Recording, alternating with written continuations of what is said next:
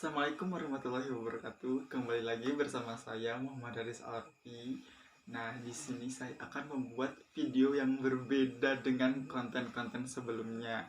Nah, sebelumnya itu berkaitan dengan tugas lah atau tentang public speaking gitu ya. Nah, sekarang kita akan coba sharing-sharing. Kita akan coba eh, kalau misalkan diibaratkan dengan apa namanya ya? Apa yang booming sekarang itu adalah podcast. Kita akan coba podcast salah satu teman saya yang lolos SNMPTN Universitas Negeri Malang 2020. Siapa dia? Mari kita saksikan, guys. Assalamualaikum warahmatullahi wabarakatuh. Apa kabar? Waalaikumsalam warahmatullahi wabarakatuh. Alhamdulillah kabar baik. Oh, oke. Sekarang lagi di mana nih? Sekarang udah tinggal di Malang sih, udah hampir 2 bulan, 3 bulan mungkin nanti Desember. Udah Desember sih sekarang. Iya sih, benar juga. Nah, baik, langsung saja. Oke, teman-teman, ini dia salah satu teman saya yang teman dari Aliyah Mandua Majalengka. Nah, kebetulan teman saya ini adalah lulus SNMPTN tahun 2020 di Universitas Malang. Nah, nama teman saya adalah Mutia Aisyah. Beliau berdomisili di Majalengka, sedang menempuh pendidikan di Universitas Negeri Malang dan mengambil jurusan kesehatan masyarakat. Nah, betul begitu, Kamu Ti? Betul, betul, betul. Nah, sekarang kan udah mulai dengar-dengar gitu masalah pembukaan SNMPTN nih. Nah, menurut Kamu Ti yang lulus SNMPTN dulu itu bagaimana sih kesan-pesannya gitu menurut Kamu Ti sendiri? Baik, izin menjawab untuk kesan pesan saya dapet SNMPTN yang pasti yang pertama itu kesannya seneng banget gitu kan, karena nggak ini di luar kendali saya. Saya alhamdulillah dapat rezeki keterima di Universitas Negeri Malang lewat jalur SNMPTN. Pastinya seneng banget, seneng, bersyukur gitu kan. Kalau untuk pesannya, selama saya menjalani tahapan-tahapan untuk daftar SNMPTN, pesannya itu jangan pernah ngerasa capek ya, jangan pernah ngerasa capek karena kalau misalkan kita menginginkan suatu hal, maka kita harus bisa berjuang gitu kan. Capek dalam berjuang itu wajar sih. Tapi insya Allah gak ada hasil yang mengkhianati usaha gitu. Semuanya pasti bakalan dapet yang terbaik gitu sih. Oke, Kamu Ti. Nah, di sini ada beberapa pertanyaan nih dari siswa-siswa kelas 12. Ini boleh saya ajukan pertanyaan ke kamu Tia? Boleh, sangat boleh, sangat boleh. Oke, terima kasih. Nah, untuk pertanyaan pertama, menurut kamu Ti, jika tidak mempunyai sertifikat atau piagam dan sebagainya itu, apakah bisa lolos SNMPTN? Baik, izin menjawab. Menurut saya, karena saya sendiri adalah orang yang tidak mendalami, bukan tidak mendalami sih. Jadi fokus saya itu bukan ke bidang non akademik.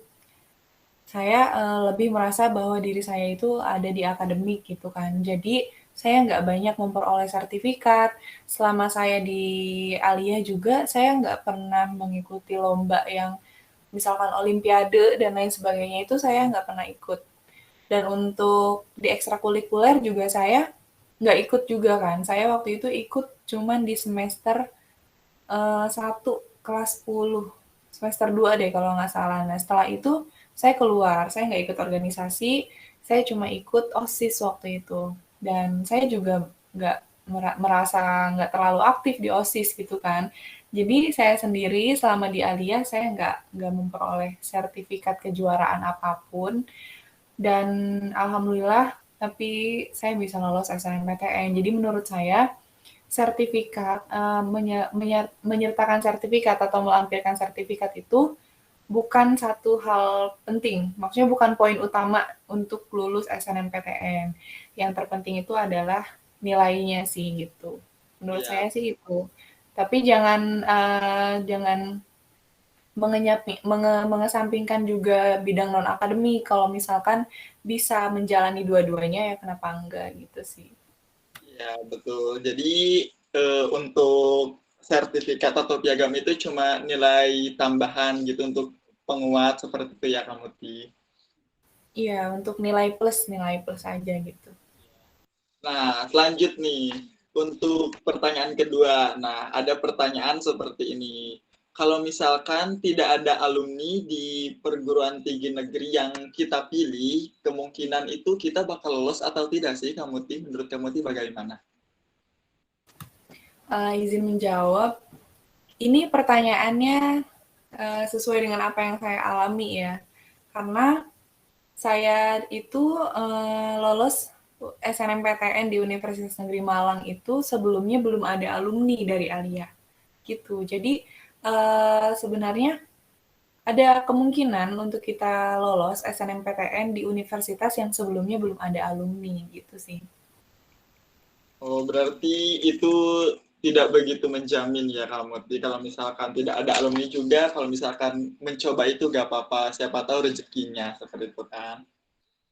Iya, iya, benar, benar sekali. Oke, lanjut ke pertanyaan ketiga. Jadi kalau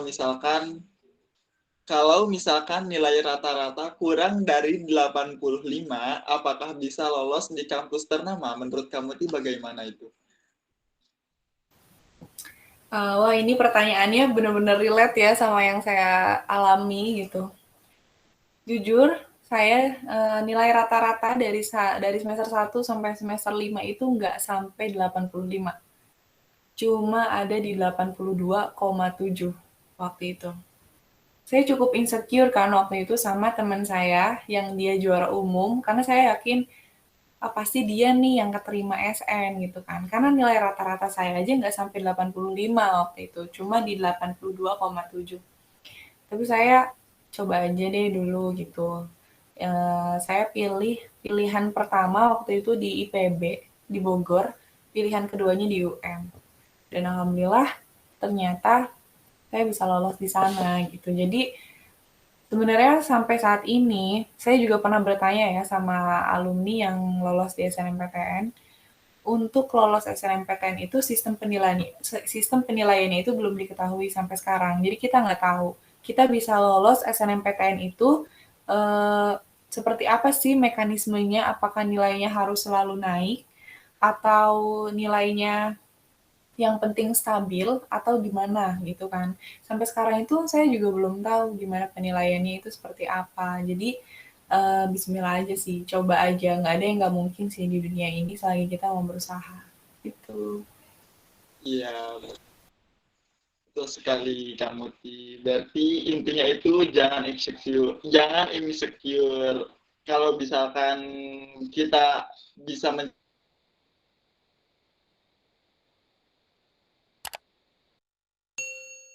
nih, ada pertanyaan seperti ini kamu Ti. Pertanyaannya itu, apakah kita harus memilih satu universitas di daerah atau misalkan jika tidak dan memilih universitas di luar daerah itu apakah bisa kamu Ti? Nah, menurut sepengetahuan kamu Ti itu bagaimana?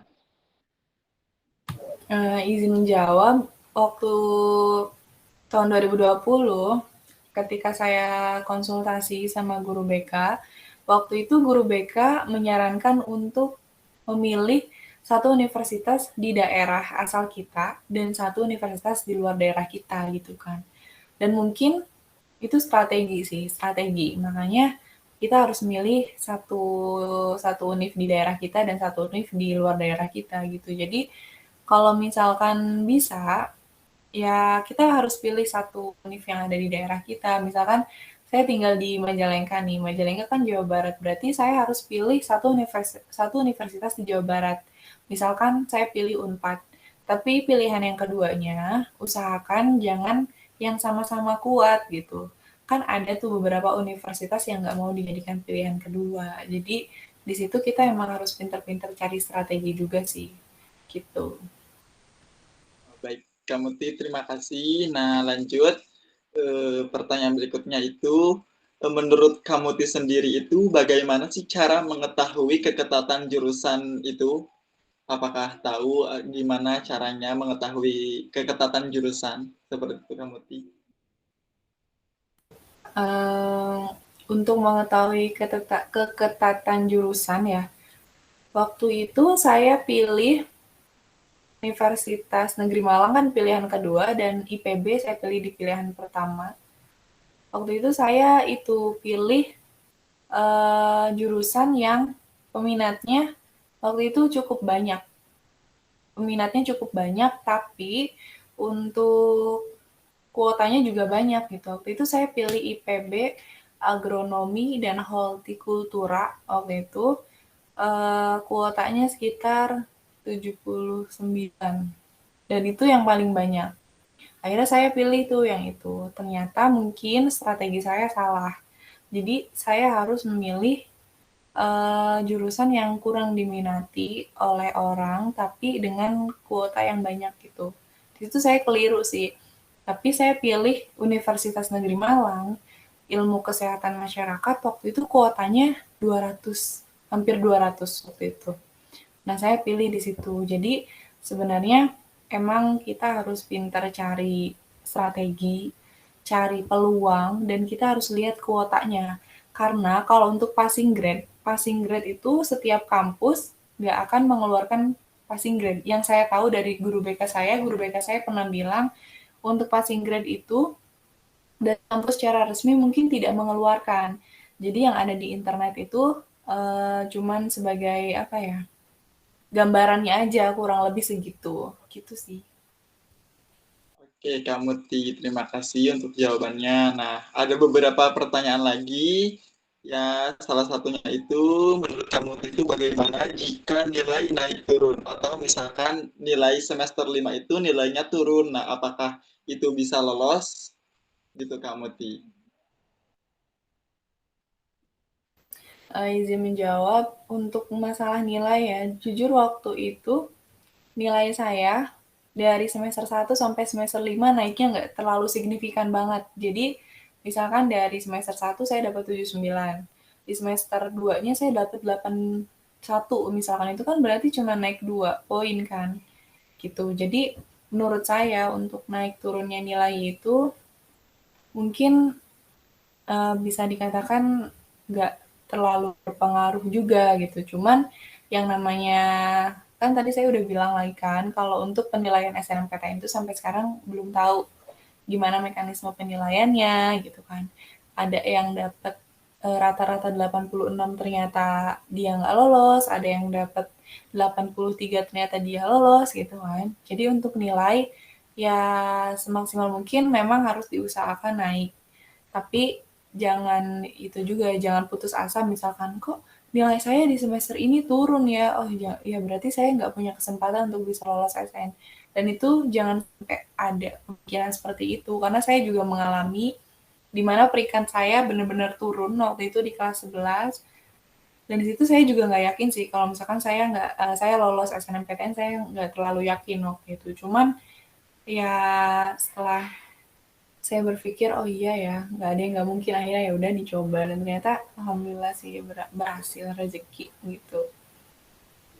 Alhamdulillah sekali. Jadi intinya itu walaupun nilai naik terus itu tidak ada apa ya maksudnya itu tidak tidak apa ya tidak berpengaruh maksudnya itu tidak mesti lolos gitu tidak pasti lolos jadi tergantung gimana rezekinya lagi intinya tuh gitu. Nah, baik, pertanyaan selanjutnya itu menurut Kak Muti bagaimana sih tips dan triknya memilih universitas untuk anak SMK tentunya dan umumnya itu untuk semua, untuk SMA, SMK maupun aliyah itu trik dan tipsnya itu bagaimana untuk memilih universitas? Baik, izin menjawab. Untuk yang saya alami, pengalaman saya waktu itu, jadi untuk anak SMK lebih baik dia milih jurusan yang memang tidak lintas jurusan gitu. Misalkan dia waktu SMK-nya itu pilih akuntansi, dan untuk kuliahnya nanti atau pas SN itu dia ambil aja akuntansi lagi, atau tentang atau mata kuliah atau jurusan, maksud saya jurusan yang dia pelajari di SMK. Jadi jangan sampai lintas jurusan sih menurut saya gitu. Karena kalau untuk SNMPTN lintas jurusan itu kemungkinannya kan kecil gitu kan. Yang lintas jurusan aja masih ada kemungkinan nggak lolos gitu sih menurut saya. Dan untuk tips dan triknya waktu itu, karena dari guru BK bilang yang pertama harus pilih satu univ di daerah kita, yang kedua jangan menomorduakan universitas-universitas yang kuat, dan di situ udah tuh dua dua dua strategi itu waktu itu guru BK itu bilang gitu, akhirnya saya bingung kan waktu itu. Saya yang pertama pengen undip sebenarnya, dan ini baru saya bilang di sini ya. Untuk itu dulu saya pengennya undip, undip sama IPB. Cuman untuk lihat undip sama IPB itu dua universitas yang sama-sama kuat gitu. Akhirnya saya gimana ya? Saya mau coba di dua kampus ini, tapi saya nggak mungkin masukin ini di SNMPTN gitu. Akhirnya saya memutuskan untuk oke, undip saya ikut jalur mandiri vokasi waktu itu. Dan itu pendaftarannya bulan Januari. Bulan Januari saya ikut mandiri vokasi di Undip. Pas SNMPTN, saya menempatkan IPB di pilihan pertama karena IPB kuat waktu itu, dan UM di pilihan kedua. Dan saya baru tahu juga ternyata UM itu juga kuat sama bagusnya gitu. Tapi alhamdulillah sih gitu.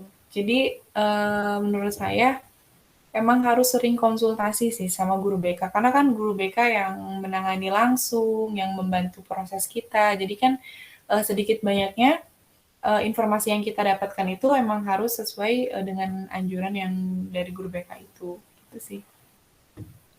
Baik, Kak Muti. Mungkin sekian pertanyaan-pertanyaan dari kelas 12 yang diwakili oleh saya pribadi.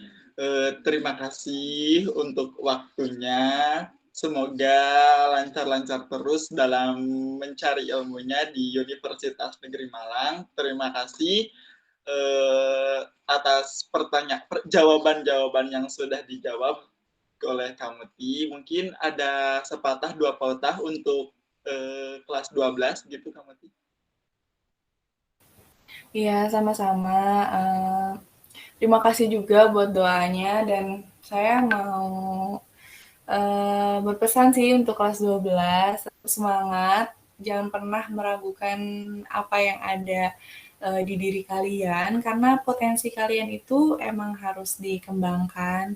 Jangan pernah merasa insecure, sebelum mencoba itu tidak ada yang tidak mungkin gitu. Jadi emang harus yakin dengan nilai, harus yakin dengan yang namanya rezeki, karena dibalik kita berusaha, kita berdoa, kita ikhtiar, dan itu juga udah ada takdirnya gitu. Jadi emang harus husnuzon juga sama Allah. Jadi emang harus menanamkan sugesti yang baik sih.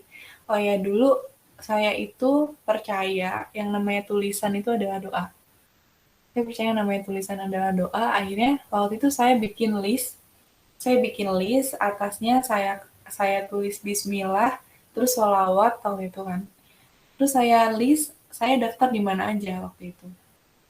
Saya ada di mana, saya tulis saya di mana gitu. Dan ternyata pas saya bikin list itu, terus saya cek list, itu rasanya bener-bener alhamdulillah saya keterima di sini gitu. Jadi waktu itu saya yakin yang namanya tulisan itu adalah doa. Jadi bisa eh, buat teman-teman dicoba juga sih gitu. Tapi tetap kitanya maksudnya jangan menuhankan tulisan, tapi tulisan itu kita buat sambil kita berdoa gitu sih.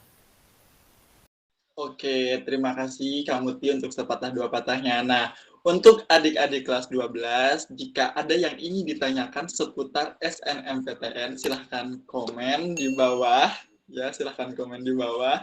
Mungkin insya Allah kedepannya akan ada pemateri atau pembahasan atau pembicara kedua setelah Kamuti ini. Sekian mungkin. Wassalamualaikum warahmatullahi wabarakatuh. Terima kasih Kamuti. Iya, sama-sama. Terima kasih juga Kak Haris sudah mengundang saya untuk bisa membantu pertanyaan-pertanyaan dari kelas 12.